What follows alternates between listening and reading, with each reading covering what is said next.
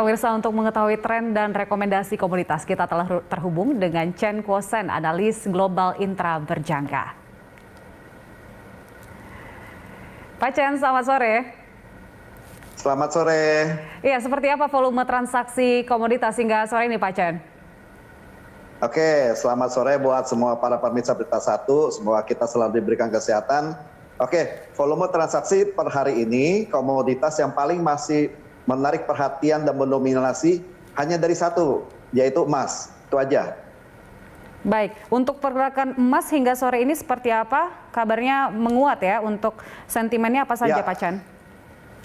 Oke, pergerakan emas hari ini kita lihat ya, dari semalam mempertahankan laju kenaikan yang disebabkan oleh data ekonomi terbaru semalam yang menunjukkan kenaikan harga konsumen Amerika mulai melambat di bulan Juli. Dan beberapa analis di luar memperkirakan inflasi ini telah mencapai puncaknya. Nah, dengan tekanan inflasi yang melemah, maka Bank Sentral The Fed punya ruang untuk mempertahankan kebijakan moneternya yang ultra akomodatif. Sehingga hal ini bisa memberikan dukungan bagi logam mulia. Dan hal ini kita juga lihat dari pergerakan dolar yang mulai melemah dari puncaknya, seperti itu. Apakah ini masih akan berlanjut hingga pekan depan, Pak Chen?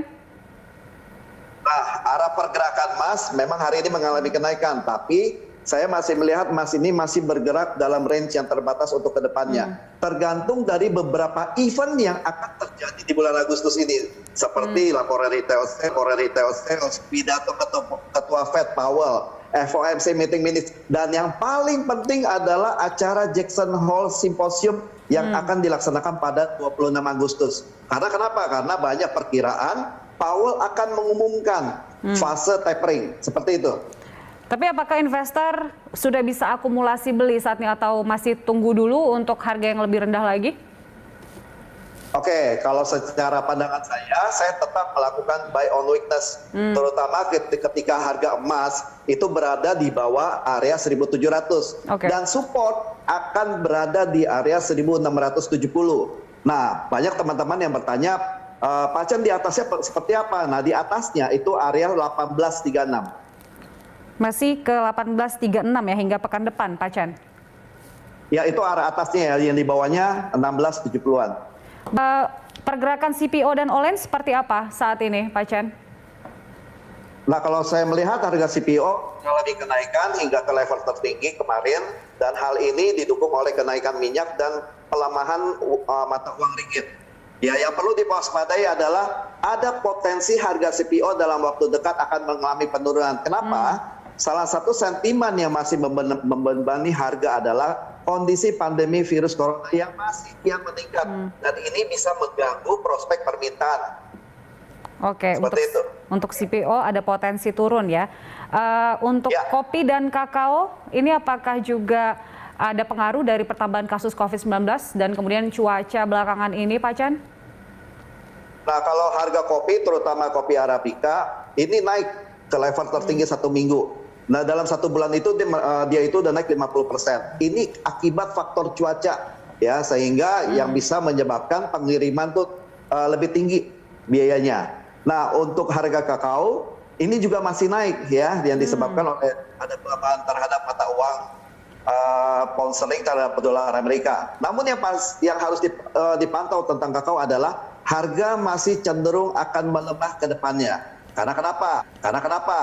Akibat penyebaran kasus COVID Delta yang masih meningkat dan dapat menurunkan aktivitas perekonomian.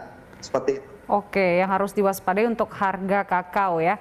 Jadi untuk secara keseluruhan, untuk pelaku pasar nih Pak Chen, rekomendasi Anda untuk bisa ditransaksikan pada pekan depan atau setidaknya sampai akhir pekan inilah apa saja Pak Chen?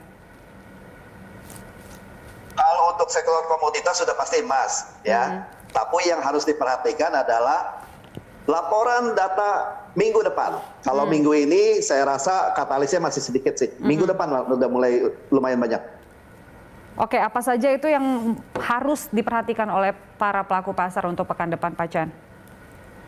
Yang harus diperhatikan adalah, yang seperti tadi saya katakan, laporan retail sales. Ya, yang kedua, nah ini pidato ketua Fed. Nah, ya ketua Fed ini kadang-kadang kalau berbicara bisa mengubah semuanya.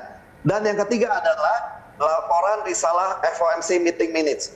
Dan saya rasa minggu depan itu akan menjadi katalis utama buat pelaku pasar. Baik, itu dia yang harus diperhatikan oleh para pelaku pasar. Pada pekan ini mungkin tidak begitu banyak katalis, tapi pekan depan banyak sekali rilis data. Baik, Pak Chen, terima kasih untuk informasinya untuk sore hari ini. Ya, terima kasih juga. Ya, pemirsa, itu dia Chen Kosen, analis global intra berjangka. Dan pemirsa, sampai di sini closing market menemani petang Anda. Tetap jaga protokol kesehatan 3M dengan memakai masker, menjaga jarak, dan mencuci tangan dengan sabun di air yang mengalir. Dukung terus vaksinasi COVID-19 agar terbentuk kekebalan kelompok atau herd immunity. Saya Julita Telombanua serta seluruh kerabat kerja yang bertugas mengucapkan terima kasih atas kebersamaan Anda. Salam sehat, sampai jumpa.